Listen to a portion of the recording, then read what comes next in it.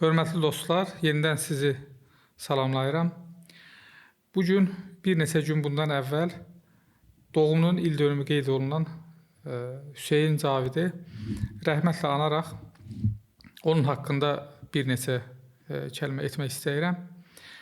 Həm Hüseyin Cavidi xatırlayaraq rəhmətlə, həm o dövrdə çox böyük bir qətliama məruz qalan öz xalqımızın, yəni Azərbaycan xalqının timsalında ümumiyyətlə məzlum bütün insanları xatırlayaraq müəyyən bir fikir mübadiləsi etmək istəyirəm sizinlə.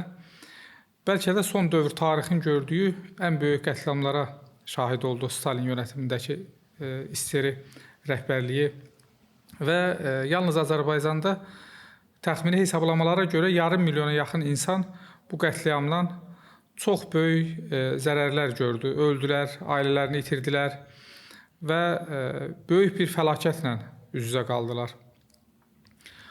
O dövrün arxivləri açıldıqca hər dəfə yeni faktlar üzə çıxır, hər dəfə yeni Stalinin əmri ilə və o dövrün KGB-nin yüksək Çinli məmurlarının əmri ilə yerinə yetirilən yeni qətliamların tarixçələri üzə çıxır və təəssüf hissi ilə biz onları xatırlamaq məcburiyyətində qalırıq. İndi Hüseyin Cavidin özəlində biz ondan əsərindən bir qısa bir parçanı oxumaq və günümüzdə hansı mesajlar verir, onun üzərində durmaq istəyirəm. Seçdiyimiz parça Şeyx Sənan əsərindəndir.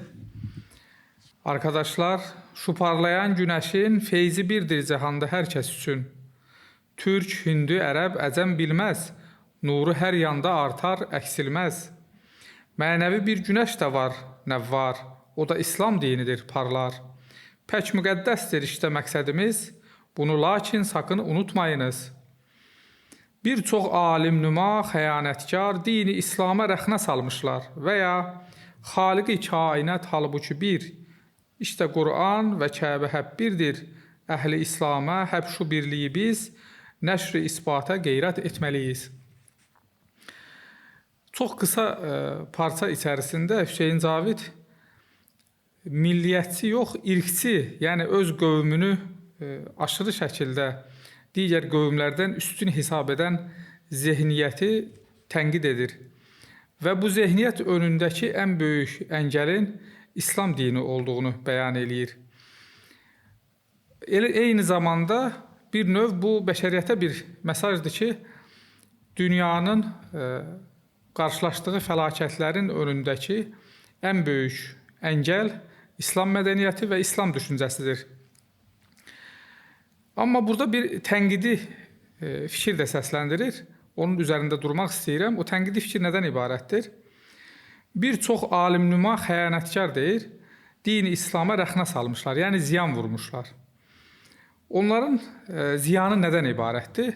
Onların ziyanı ondan ibarətdir ki, onlar İslam dinini müxtəlif firqələr və məzhəblər halına salaraq bir-birində daxili təəssüflər olsun ki, düşmən simaları yaratmağa çalışmışlar və onların arxasınca gedən körtəbii şəkildə avam təbəqə də təəssüflər olsun ki, onların bu dırnaqarası dini təbliğatına alət olmuşdur.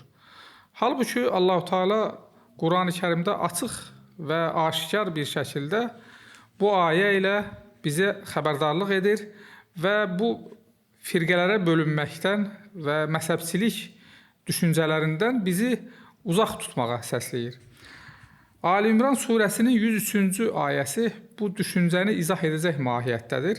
Əsnəuzu billahil aliyyil azim və'təsəmu bihablillahi cəmiyyən və la təfərrəqu. Hamılıqca Allahın ipindən sarılın və firqələrə ayrılmayın, bölünməyin. Vəzkuru ni'mətəllahi aleykum. Allahın sizin üzərinizə olan nemətini xatırlayın. İz kuntum ə'də. Bir vaxtlar siz düşmən idiniz. Fəəlləfə beynə qulubukum. Sizin qəlbləriniz arasında bir ülfət yarandı.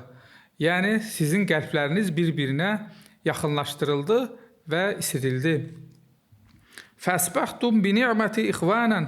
Və onun neməti sayəsində siz qardaş olaraq ayağa qalxdınız. Yəni, qardaş olaraq durdunuz. və kuntum alə şəfə hufratin minən-nar. O vaxt ki siz atəşdən olan bir çuxurun tam astanasına yaxınlaşmışdınız. Fən qadakum minhə kəzəlikə yubeyyinullahu lakum ayati la'allakum təhtədun. Fəqət Allah sizi oraya düşməkdən qurtardı və doğru yol bulasınız deyə, yəni doğru yer tapa bilməyiniz üçün Allah sizi ayələrini bu şəkildə izah edir. Diqqət eləyin, burada ayrılığın nəyə səbəb olacağını və birliyin nəyə vəsilə olacağını çox bariz və vəciz bir şəkildə Allah Teala bizə bəyan eləyir. Bəli, insanların ayrılığa düşmə səbəbi bir çox arxasındakı insani fəlakətlərə səbəb olacaq. Yəni, bir çox insanların yaşaya biləcəyi tragediyaların əslində səbəbi onların ayrılıqçı düşüncələrinin ortaya çıxmağı idi.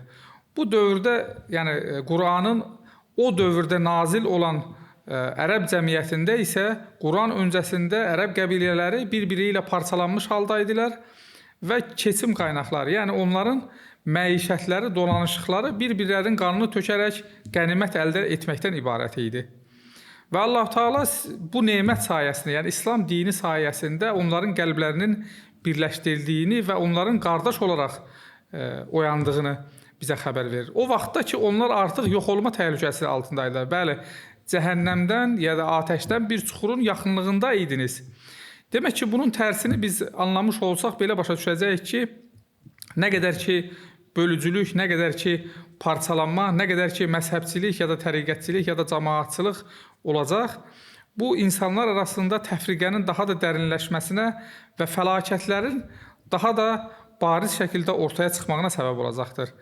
Bir daha bu gözəl mesajı bizə xatırlatdığı üçün Hüseyn Cavidi rəhmətlə anırıq və bütün repressiya qurbanlarına Allahdan rəhmət diləyirik.